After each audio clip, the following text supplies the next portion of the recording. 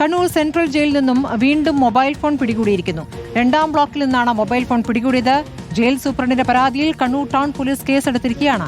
അർജുൻ കല്യാട വിവരങ്ങളുമായി. അർജുൻ, ഈ ജയിലിൽ നിന്നും മൊബൈൽ പിടിക്കുന്നത് സ്ഥിരമാവുകയാണ്. ഇപ്പോൾ വീണ്ടും ഒരു ഫോൺ പിടികൂടിയിരിക്കുന്നു. എപ്പോഴാണ് ഫോൺ പിടികൂടിയത്?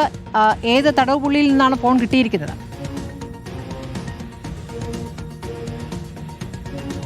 സ്മൃതി, 2ാം ബ്ലോക്കിലെ തടവ് പുള്ളിയിൽ നിന്നാണ് മൊബൈൽ ഫോണ് ഇന്നലെ പരിശോധനയ്ക്കിടെ ജയിൽ ഉദ്യോഗസ്ഥരുടെ ശ്രദ്ധയിൽപ്പെടുന്നത്.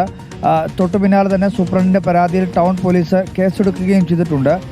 ജയിലിൽ തുടർച്ചയായ രീതിയിൽ കഴിഞ്ഞ എത്രയോ കാലങ്ങളായി ഇതുമായി ബന്ധപ്പെട്ടുകൊണ്ട് ജയിലിലേക്ക് ലഹരി വസ്തുക്കളും മൊബൈൽ ഫോണുകളും എത്തിക്കുന്ന സംഘങ്ങൾ കേന്ദ്രീകരിച്ചുകൊണ്ട് അത്തരം ചില ആളുകളെ ഉൾപ്പെടെ അറസ്റ്റ് ചെയ്യുകയും അത്തരത്തിലുള്ള അന്വേഷണം മുന്നോട്ട് കൊണ്ടുപോവുകയും ചെയ്തതാണ്. പക്ഷേ അതിനുശേഷവും ഇത്തരം സംഭവങ്ങൾ ആവർത്തിച്ച് കണ്ണൂർ സെൻട്രൽ ജയിലിൽ നടക്കുന്നു എന്നത് ഏറെ ഗൗരവതരമായ കാര്യം തന്നെയാണ്. ഇന്നലത്തെ സംഭവം ഒരു ഒറ്റപ്പെട്ട സംഭവമായോ അല്ലെങ്കിൽ അത് കുറേ കാലം കൂടിയിട്ടുള്ള ഒരു സംഭവവും മാത്രമായി കണക്കാക്കാൻ വേണ്ടി കഴിയില്ല. തുടർച്ചയായി ഉണ്ടായിക്കൊണ്ടിരിക്കുന്ന ഈ മൊബൈൽ ഫോണുകളുടെയും ലഹരി വസ്തുക്കളുടെയും ജയിലിൽ ഉപയോഗിക്കാൻ വേണ്ടി കഴിയാത്ത പല കാര്യങ്ങളും അവിടെ നടക്കുന്നുണ്ട്.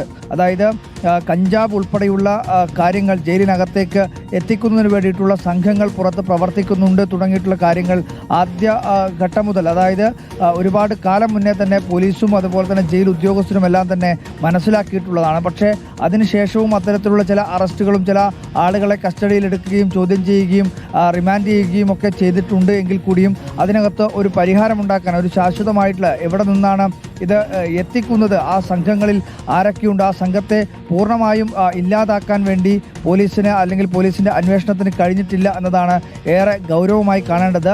എന്തായാലും ഈ പറയുന്ന സംഭവത്തിൽ ഇന്നലെ കണ്ടെത്തിയിട്ടുള്ള ഈ മൊബൈൽ ഫോണുമായി ബന്ധപ്പെട്ടുകൊണ്ട് പോലീസ് ഇപ്പോൾ കേസെടുത്തിട്ടുണ്ട്. ജയിൽ സൂപ്രണ്ടിൻ്റെ പരാതിയിലാണ് കേസെടുത്തിരിക്കുന്നത്. ഇതുമായി ബന്ധപ്പെട്ടുകൊണ്ടുള്ള അന്വേഷണം നടന്നുകൊണ്ടിരിക്കുകയാണ്. സ്മൃതി. ശരി, അർജുൻ കല്യാടാണ് വിവരങ്ങൾ നൽകിയത്.